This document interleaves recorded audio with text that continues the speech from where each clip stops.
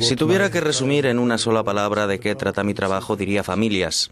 En dos diría familias desgraciadas y en tres lea mis libros. Amos Oz es uno de los intelectuales israelíes más influyentes en su país y más recompensados internacionalmente. Premio Príncipe de Asturias de las Letras este año, Oz es autor de una veintena de novelas que exploran la naturaleza humana. Compromiso político y literario van a la par en la vida de este escritor y cofundador del movimiento Paz Ahora, partidario de la creación de dos estados para solucionar el conflicto palestino-israelí. De la atormentada identidad de Israel ha hablado con Euronews en su casa de Arad, en el desierto del Negev. ¿Qué es su país actualmente? Israel es un sueño cumplido, un sueño hecho realidad y como tal es decepcionante.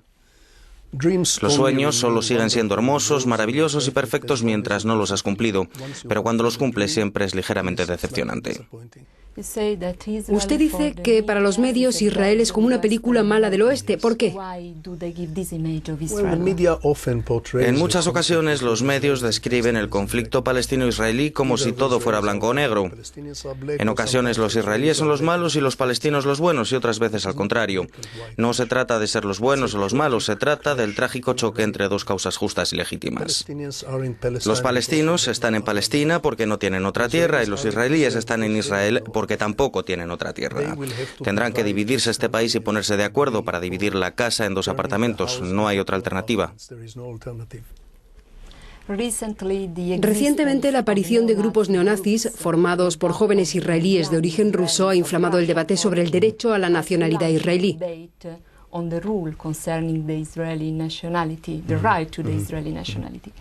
¿Cree que ha llegado el momento de que Israel preste más atención a lo que sucede en casa?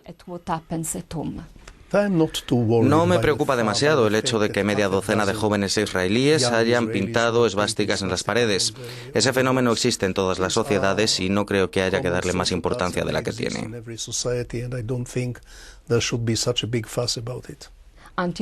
Hasta hace pocos años no cumplir el servicio militar era algo vergonzoso, pero ahora se acepta. Parece una demanda legítima. ¿Por qué? Es un síntoma de la normalización que tiene lugar en la ya larga vida del Estado de Israel. Algunos no quieren ser soldados. Pero ¿quiere decir que es humano y que no tiene nada que ver con la situación política, con la guerra en el Líbano? Es la naturaleza humana. En todos los países hay gente que no está dispuesta a ser soldado. Israel era un caso especial por la amenaza existencial. Todo el mundo era consciente de que existía una amenaza existencial. Y yo creo que aún existe, pero no me sorprende el hecho de que algunos jóvenes israelíes no quieran ser soldados. Según una reciente declaración oficial, Israel hace frontera con una entidad enemiga, Gaza, controlada por Hamás. ¿Se trata realmente de una situación diferente o es solo un cambio dialéctico? Creo que Hamás es ante todo y sobre todo un desastre para los palestinos. Es un régimen fundamentalista muy similar al de los talibanes en Afganistán, que está oprimiendo a los palestinos en Gaza. Esencialmente es terrible para los mismos palestinos. En la frontera norte, Israel linda con Siria. ¿Cree que antes o después se llegará a un acuerdo? Soy optimista porque Siria es un país esencialmente pragmático.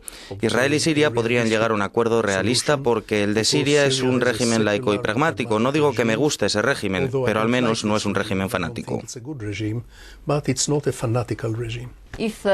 Si el presidente iraní Mahmoud Ahmadinejad estuviese aquí, ¿qué le diría? Lárgate. Ese hombre habla y amenaza a Israel como un nazi. No quiero tener al diablo en casa. Israel es un Estado preparado para la guerra, pero ¿lo está también para la paz? Creo que Israel está hambriento de paz. La mayoría de los israelíes están hartos de la guerra y lo mismo sucede con los palestinos. Déjeme que le diga algo. Algunas veces el hastío es la mejor solución para una crisis, no solo entre naciones o comunidades, también en el seno de las familias.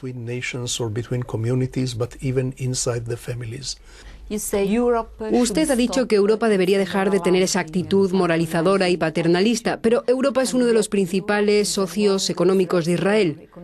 ¿Cree que se podría hablar de unas relaciones familiares, digamos, difíciles? Las relaciones entre el pueblo hebreo y Europa siempre serán complicadas. No olvidemos que los judíos fueron víctimas de Europa durante muchos siglos. No olvidemos tampoco que la creación del Estado de Israel fue en parte el resultado de la victimización de los judíos por parte de Europa. Pero conviene tener presente que también los árabes han sido víctimas de Europa. El conflicto entre judíos y árabes es el conflicto entre dos antiguas víctimas de Europa. Y eso implica una cierta responsabilidad moral en ayudar a las dos partes, no de moralizar ni de pontificar, sino de ayudar de forma sincera. Creo que los europeos tienen una especie de tic, una inclinación cuando se enfrentan a un conflicto internacional. Tienen la costumbre de protestar vigorosamente contra el malo de la película, después firman entusiastas una petición a favor del bueno y se van a dormir sintiéndose muy satisfechos de ellos mismos.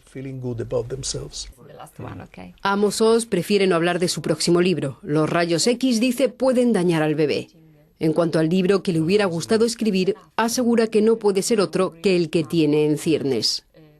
Cuando era pequeño, su sueño era convertirse en un libro. ¿Cuál le gustaría ser?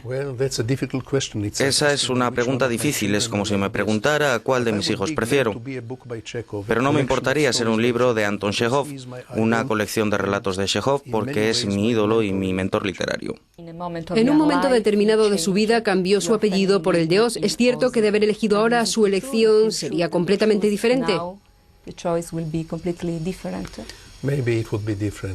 Tal vez sería diferente. Cuando tenía 14 años me rebelé contra los valores paternos. Decidí que sería todo lo que mi padre no era y no ser lo que era él. Él era un intelectual, yo decidí ser granjero. Él era académico y yo decidí conducir tractores. Él era bajito, yo decidí ser altísimo, aunque bueno, no funcionó. Y cambié mi apellido por Oz, que en hebreo significa fuerza y valentía, que era lo que más necesitaba a los 14 años, cuando me rebelé contra mi padre. Ahora tengo más confianza en mí mismo, no necesito llevar la fortaleza inscrita en mi apellido. Thank you very much. You're very welcome.